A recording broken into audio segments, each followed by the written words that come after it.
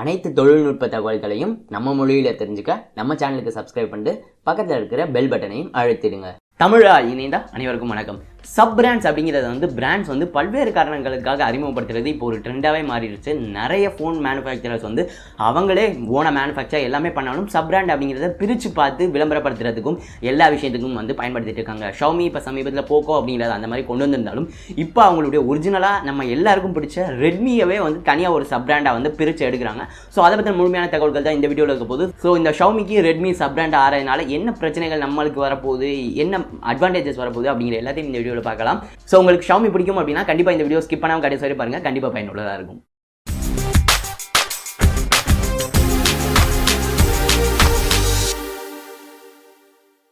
Xiaomi பற்றி ஒரு அறிமுகம் வந்து தேவையில்ல. இந்தியாவுடைய நம்பர் 1 மேனுஃபேக்சரராக வந்து இருக்காங்க. சேல்ஸ் அடிப்படையில் கடந்த 2-3 குவார்ட்டர்ஸாகவே சமீபத்தில் பார்த்தோம் அப்படின்னா அவங்களுடைய சேல் நம்பர்ஸ் அப்படிங்கிறது மில்லியன் கணக்காக வந்து தாண்டி போயிருக்கு. அவங்க ஒவ்வொரு ஃபோன் லான்ச் பண்ணுறப்பையும் இப்போ பொறுத்தவரையும் பார்த்தோம் அப்படின்னா Xiaomi, அதாவது மீ அப்படிங்கிறது அந்த பிராண்டுடைய பெயர். அந்த மீக்கு கீழே வந்த சப் பிராண்ட் தான் ரெட்மி அப்படின்னு சொல்லிட்டு. பட் இந்தியாவில் நீங்கள் Xiaomi அப்படின்னு சொல்லி தெரியாதவங்க கூட ரெட்மி அப்படின்னா தெரிஞ்சுக்கும். பிகாஸ் அந்த ரெட்மி அப்படிங்கிற பிராண்ட் நேம் தான் எல்லாராலையும் பார்க்க முடியுது. மீனோ Xiaomiனோ சொல்லி நிறைய பேருக்கு தெரியாதவங்க கூட ரெட்மி அப்படின்னா கண்டுபிடிச்சிருவாங்க. அந்த மாதிரி பிராண்டிங் வந்து இந்தியாவில் வந்து இருக்கு. பட் இதை வந்து இவங்க ஒரு அட்வான்டேஜாக எடுத்துக்க பார்க்குறாங்க. அதற்காக என்ன பண்ண போகிறாங்க அப்படின்னா Xiaomi வந்து ரெட்மி அப்படிங்கிற அந்த ஒரு பிராண்டை சப் பிராண்டை வந்து அறிமுகப்படுத்துகிறாங்க Xiaomiக்கு. அதாவது Xiaomiலேயே இருந்து ஒரு பார்ட்டாக இருந்ததை இது வந்து ஒரு சப் பிராண்ட் அப்படின்னு சொல்லி அறிமுகப்படுத்துறாங்க. சப் பிராண்ட் அப்படிங்கிறது வந்து புதிதல்ல. இப்போ சமீபத்தில் கூட ஓப்போ பார்த்தோம் அப்படின்னா ரியல்மி அப்படிங்கிற அவங்களுடைய சப் பிராண்டை அறிமுகப்படுத்துறாங்க. இதற்கு முன்னாடி பிபிகே எலக்ட்ரானிக்ஸ் அப்படிங்கிற ஒரு நிறுவனத்துடைய ஷேர்ஸ் வந்து எல்லா டைம் இருக்குது. ஓப்போ, விவோ, OnePlus எல்லாமே வந்து கிட்டத்தட்ட ஒரே இதில் வந்து இருக்குது. அதே மாதிரி சமீபத்தில் Xiaomi மிகப்பெரிய எக்ஸாம்பிள் போக்கோ அப்படிங்கிற வந்து அறிமுகப்படுத்தினாங்க. அது வந்து Xiaomiயோட சப் பிராண்டாக தான் இன்னைக்கு வரையும் வந்து இயங்கிட்டு இருக்கு. இந்த போக்கோ அப்படிங்கிற சப் பிராண்ட் அவங்க எதற்காக கொண்டு வந்தாங்க அப்படின்னாக்கா Xiaomi அப்படிங்கிறது முதல்ல ஆன்லைனாக இருந்துச்சு. பட் 2 வருடங்களாக ஆஃப்லைனையும் அதிகமாக வந்து கான்சென்ட்ரேட் பண்ண போயிட்டாங்க. ஸோ அந்த ஆஃப்லைன் கான்சென்ட்ரேஷனால ஒரு மிகப்பெரிய பிரச்சனை விலை ஏற்றம். பட் அந்த விலை ஏற்றம் அப்படிங்கிற ஒரு விஷயம் ஆன்லைன் மார்க்கெட்டில் வந்து எடுபடாது. அதாவது ஃபார் எக்ஸாம்பிள் இப்போ Redmi Note 5 Pro, Redmi Note 6 Pro விலை அதிகமாக இருக்கிற பட்சத்தில் ஆன்லைனில் அது வந்து விற்காது. பிகாஸ் அதை விட பெட்டரான online only exclusive smart phones வந்து இருக்கும். உதாரணத்துக்கு Asus, Realme, Honor மாதிரியான ஸ்மார்ட் ஃபோன்ஸ் வந்து இருக்கும். இதை டேக்கிள் பண்ணுறதுக்காக தான் Xiaomi வந்து போக்கோ அப்படிங்கிற பிராண்டை வந்து அறிமுகப்படுத்தினாங்க. ஸோ இந்த போக்கோ அப்படிங்கிறத ஆன்லைன் எக்ஸ்க்ளூசிவாக வச்சாங்க. Xiaomiயோட சப் பிராண்டை அறிமுகப்படுத்தினாங்க. ஸோ இந்த போக்கோ அப்படிங்கிறது பண்ணதுனால அவங்களுக்கு ஒரு அட்வான்டேஜ், இது ஆஃப்லைனில் விற்க தேவையில்லை. அதே நேரத்தில் ஆன்லைனிலும் கம்மியான விலையில் வைக்கலாம். ஸோ போக்கோடைய ரீச் எப்படி அப்படிங்கிற நம்ம எல்லாருக்கும் தெரியும். 20,000க்கு Snapdragon 845 அப்படிங்கிற ஒரு அதிர்ச்சியிலேயே நிறைய பேர் வந்து வாங்கிட்டு இருந்தோம். ஸோ அந்த ஒரு விஷயத்தை போக்கோ வந்து பண்ணாங்க.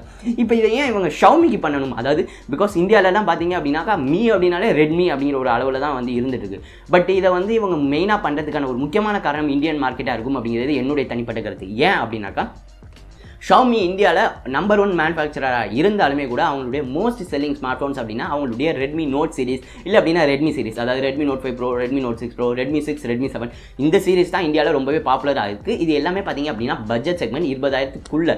ஸோ இந்த 20,000க்குள்ளே ஒரு பிராண்டை வந்து எல்லாரும் வந்து பார்க்க ஆரம்பிச்சிட்டாங்க இந்தியாவில். ஸோ Xiaomi அப்படின்னா 20,000க்கு மேலே செலவு பண்ணக்கூடாது அப்படிங்கிற ஒரு தாட் வந்து நிறைய பேருக்கு வந்து இருக்குது.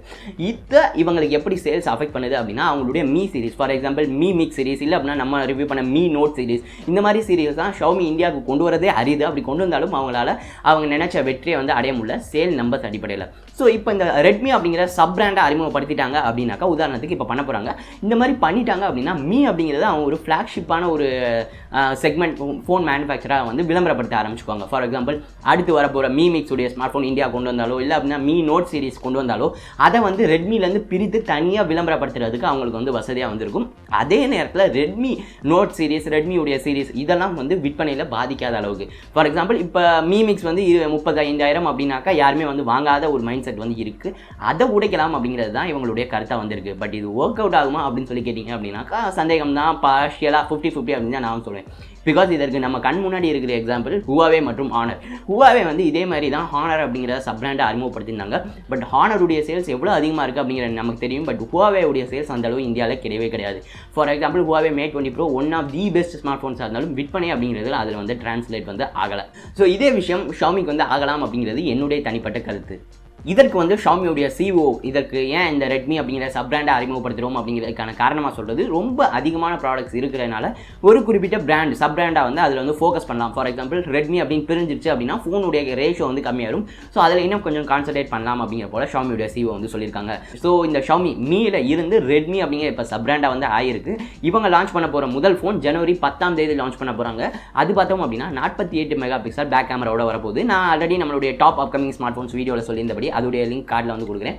அந்த மாதிரி லான்ச் ஆக போது இது வந்து மோஸ்ட்லி ரெட்மி ப்ரோ 2 இருக்கலாம் அப்படிங்கிற போல ஸ்பெகுலேஷன்ஸ் வந்து இருந்துட்டு இருக்கு. ஸோ இதுதான் மீலேருந்து ரெட்மி பிரிய போகிற கதை. ஸோ இதோடைய ஃபியூச்சர் என்ன இருக்கும், நம்மளுடைய ஃபோன் விற்பனை ஏதாவது மாற்றங்கள் வருமா அப்படின்னு சொல்லி கேட்டிங்க அப்படின்னா அதிகமாக வரதுக்கான வாய்ப்புகள் வந்து கிடையாது. பிகாஸ் ஓப்போலேருந்து ரியல்மி அப்படிங்கிற சப் பிராண்டாக வந்தாலும் சமீபத்தில் ரியல்மியை வந்து ஒரு இண்டிவிஜுவல் பிராண்டாகவே வந்து மாற்றினாங்க ஓப்போ. ஸோ அந்த மாதிரி வந்து ஷாமி வந்து பண்ண மாட்டாங்க. பிகாஸ் அவங்களுக்கு மீ மற்றும் ரெட்மி அப்படிங்கிற சப் பிராண்டாக இருக்கிறது அவங்களுக்கு வந்து நல்ல விஷயம். என்னைய பொறுத்தவரையும் இது வந்து நமக்கு என்ன சாதகம் என்ன அட்வான்டேஜ் டிஸ்அட்வான்டேஜ் அப்படின்னு சொல்லி பார்த்தீங்க அப்படின்னா விலையில் எந்த ஒரு மாற்றங்களும் இருக்க போகிறது இல்லை.